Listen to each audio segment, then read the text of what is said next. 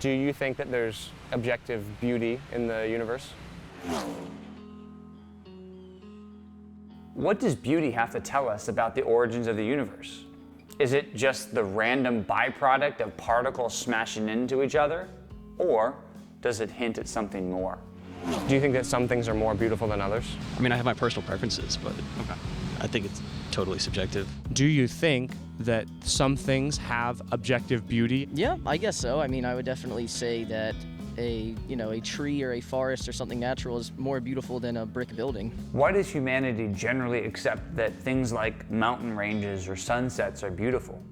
You might be saying, hold on, wait a minute. Isn't beauty just in the eyes of the beholder? Well, technically, no.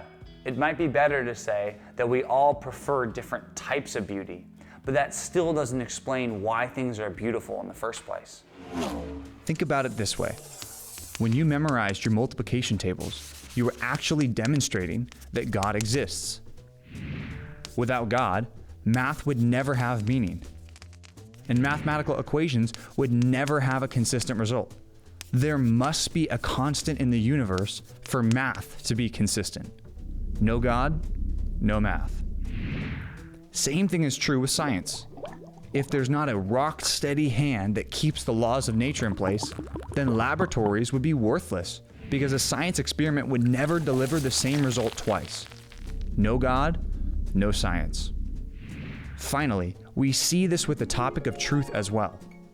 If there isn't an absolute truth, like rape or murder always being wrong, then everything is just an opinion. A debate about right and wrong would be as trite as a debate over the best flavor of ice cream. Because math is consistent, because experiments are repeatable, and because we know there's absolute truth, we know there is a God.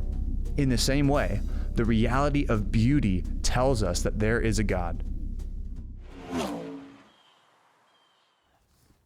So how do you even know this line right here is crooked? Well, you know it's crooked because you've seen a straight line before. There's some kind of standard that you could compare this to. And it's the same thing with beauty. If there's no universal standard of beauty, we'd never be able to recognize anything that's beautiful. But we do recognize beauty, and there is a standard of beauty, and that standard is God. Why do you think most people agree that some things are beautiful while others aren't? Because I think they might view beauty only from the sense of what they see. You think that there's visual beauty then, and that's objective?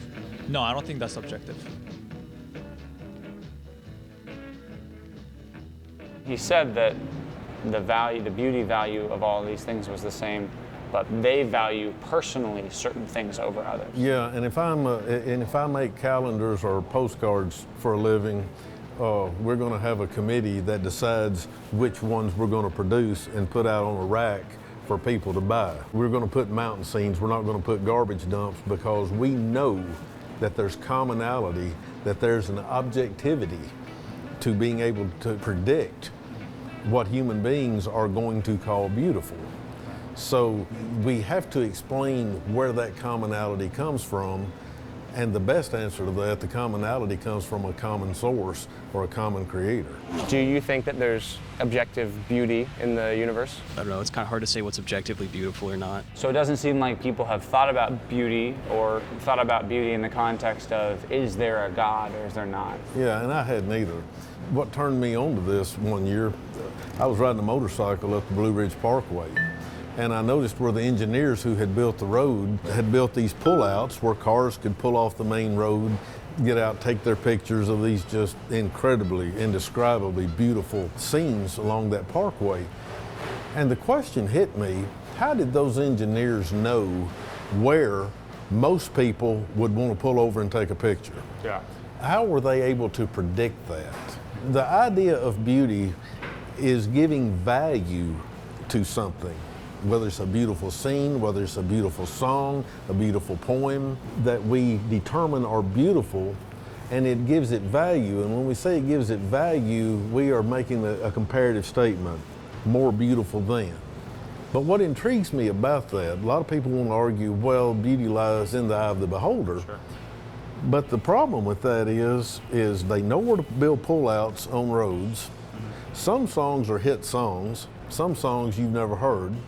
Some poems are memorized in grade school, and they've all got this element of commonality.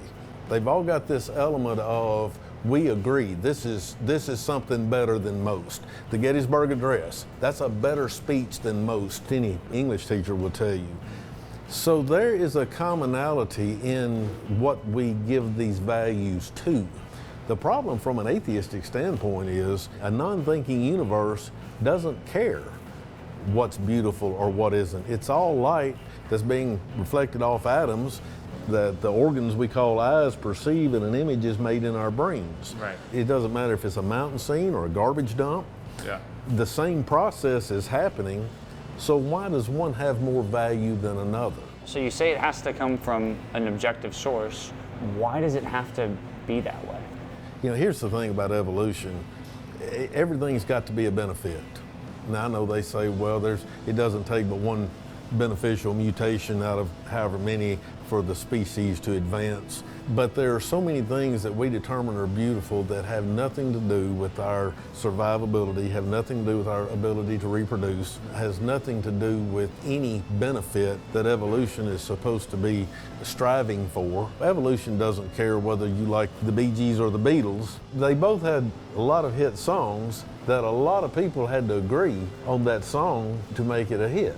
You're not going to find many people that's going to prefer a jackhammer busting up concrete to listen to on the radio. If they had a radio station that just played jackhammers busting up concrete, I'm guessing that's going to be a pretty low audience. You might listen, but I might listen. And so the fact that we find music to have more value than certain other sounds, the fact that we find certain scenes have more value than other scenes, and we seem to do so as a vast majority.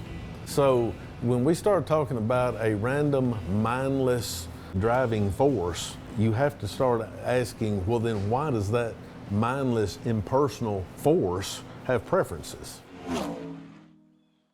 you might be asking, if it's that simple and that obvious to believe that God exists, why doesn't everyone believe God exists? Well, that's what we're going to talk about next on Road Trip to Truth.